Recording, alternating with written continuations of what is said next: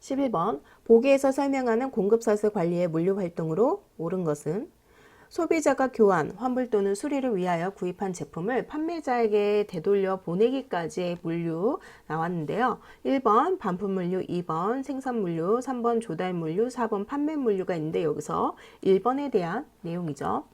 자, 2번 생산 물류는 원재료, 부자재 등 생산 공정에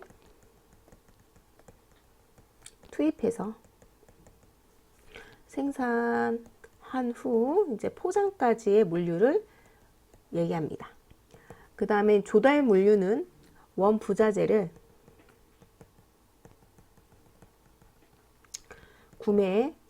시장에서 구매해서 자재 창고에 입고하기까지의 물류를 얘기하는 거고요. 판매 물류는 이제 출하해서 고객에게 인도하기까지의 물류를 얘기합니다. 12번 공급망 물류 거점 구축 시 질적인 고려사항으로 가장 적절하지 않는 것은 1번 고객 만족, 2번 수요 창출, 3번 고정 투자 비용, 4번 참여 기업 경쟁력 향상인데 답은 3번이네요. 자, 고정 투자 비용은요, 공급망 거점 비용 요소인데 얘는 양적 고려 사항이라고 보시면 되겠습니다.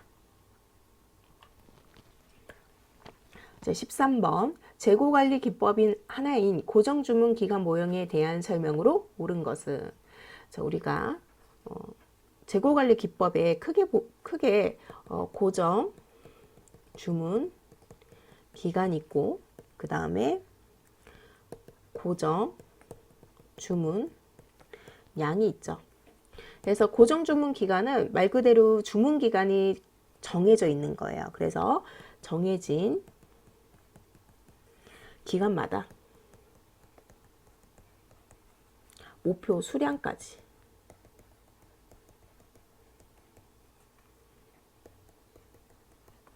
채우도록 주문하는 거고요. 그래서 얘는 주문량이 변동적이에요.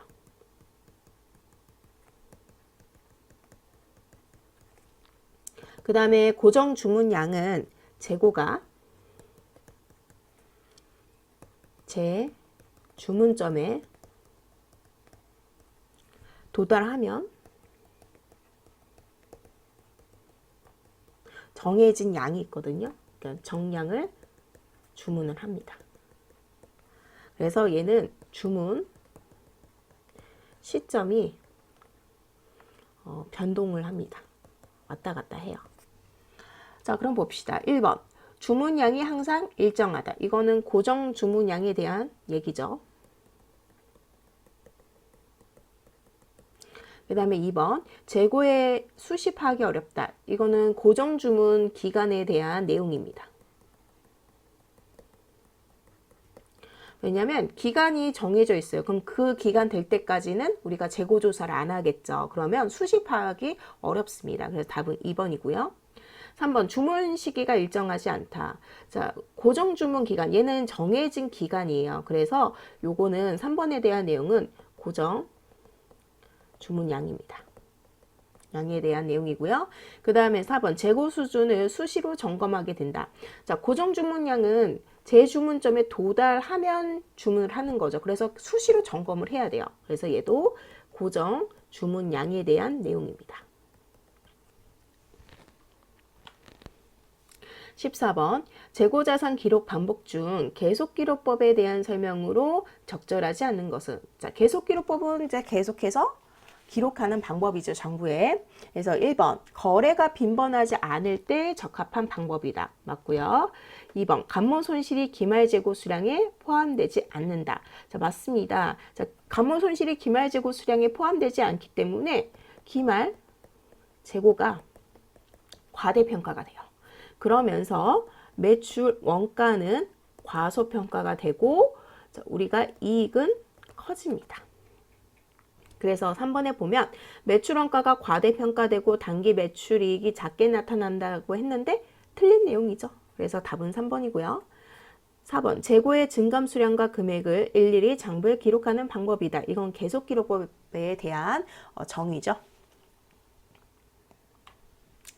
15번 운송 공급 모형에 관한 설명으로 보기의 내용으로 적합한 모형으로 가장 옳은 것은 1회 편도 운송 거리가 1일 이상 소요되는 운송이나 일정한 도시를 순회하며 집합, 배달하는 경우 운송에서 일정 시간을 운행한 후 운전자를 교대하여 차량을 계속 운행시킴으로써 차량의 가동 시간을 최대해야 한다.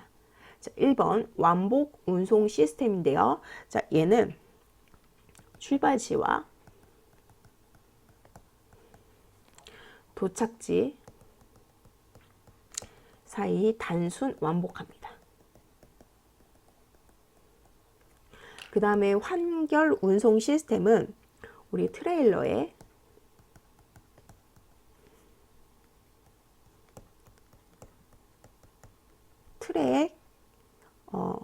트랙터 부분을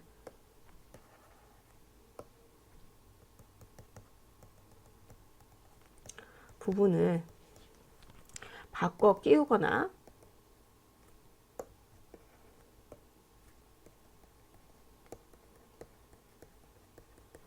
화물을 맞교환합니다. 얘가 이제 2번이 환결 운송 시스템이고요. 3번 중간 환승 시스템은요.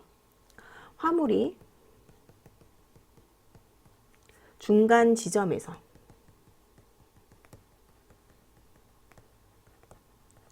다른 운송 수단으로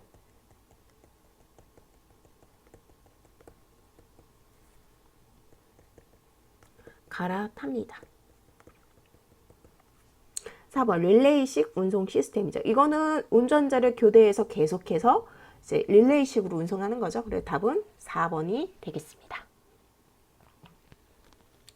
16번 창고 관리자 A와 B의 대화를 바탕으로 이들이 고려하고 있는 창고 보관의 기본 원칙으로 가장 적절한 것은 A. 이쪽은 회전율이 낮은 재고니까 안쪽 구석에 두자. B. 그래 자주 꺼낼 필요 없는 물품은 안쪽에 두고 자주 꺼내는 건 바깥쪽에 놓는 게 효율적이야. 자, 1번 중량 특성의 원칙. 자, 얘는요 무겁고 대형의 물품은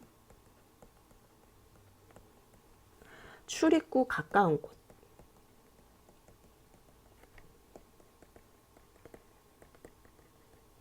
자, 높이 쌓기의 원칙은요. 용적 효율을 위해서 높이 쌓죠. 자, 답은 3번에 대한 내용입니다. 그 다음에 4번 동일성 및 유사성의 원칙은 동일 물품은 동일 장소 보관,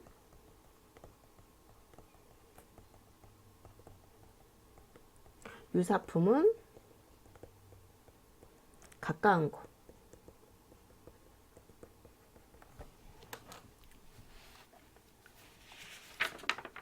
자, 17번 보기 사례에서 설명하고 있는 업무 방식의 개념으로 가장 적절한 것은 자, 현우는 자재 구매팀 신입사원이다. 그는 생산부서의 요청에 따라 동일한 품질의 원재료를 필요 수량만큼 적정 가격으로 정해진 기간 내에 납품될 수 있도록 조율하였다. 또한 여러 공급처를 비교하여 신뢰할 수 있는 거래처를 선정하였다라고 나왔는데요.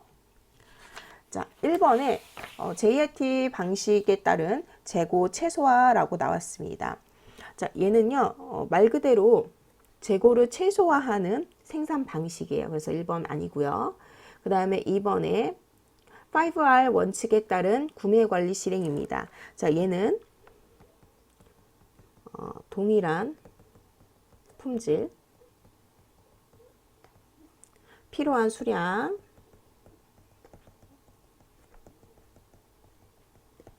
그 다음에 정해진 기간, 적정한 가격, 적정한 가격.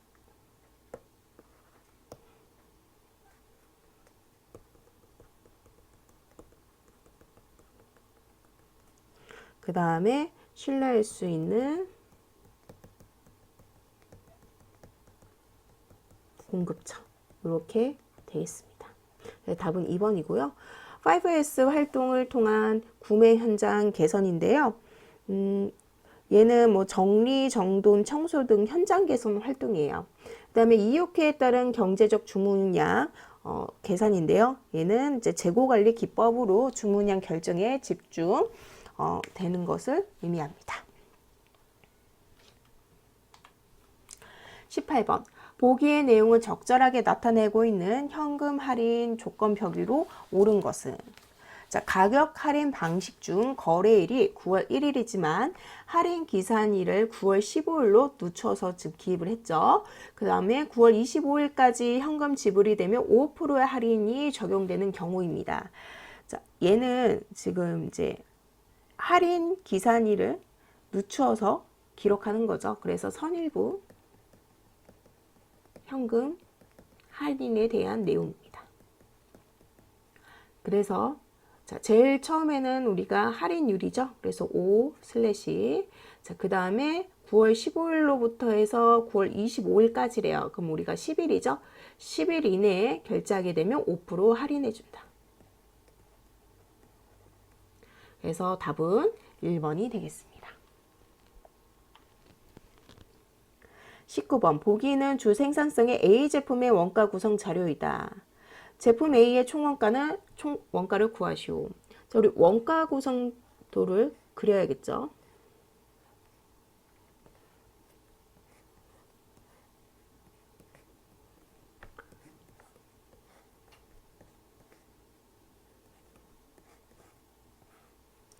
자, 직접 재료비, 직접 노무비, 직접 제조 경비.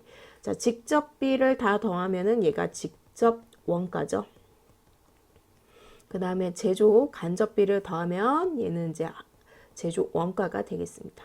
자, 제조자가 붙었으니까 이제 판매비와 관리비를 더하게 되면 판매 원가가 되겠죠. 그래서 총 원가예요. 자, 이놈을 구하는 내용입니다.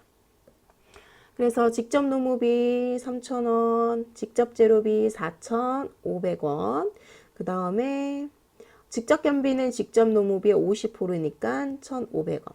그래서 얘네들 다 더하면은 직접 원가는 9,000원이죠. 자, 제조 간접비는 직접 원가의 40%래요. 9, 4, 36. 얘는 3,600원이 되겠습니다. 그래서 둘이 또 더하게 되면 12,600원이 되겠죠. 여기에 판매비와 관리비 2,000원 더하게 되면 4,000원이죠. 그래서 얘네 둘을 더하게 되면 판매 원가는 16,600원이 나오겠습니다. 그래서 답은 3번이 되겠네요. 20번. 보기에 해당하는 공급자 선정 방식으로 가장 적절한 것은? 입찰 참가자의 자격을 제한하지만 특정 자격을 갖춘 모든 대상자를 입찰 참가자로 포함시키는 방식. 자, 1번. 일반 경쟁 방식은요, 불특정 다수입니다. 이거는 제한이 없죠. 다수가 참여하고요. 자, 지명 경쟁 방식은 자격을 갖춰야 돼요. 다수의 특정 경쟁 참가를 합니다. 참여자.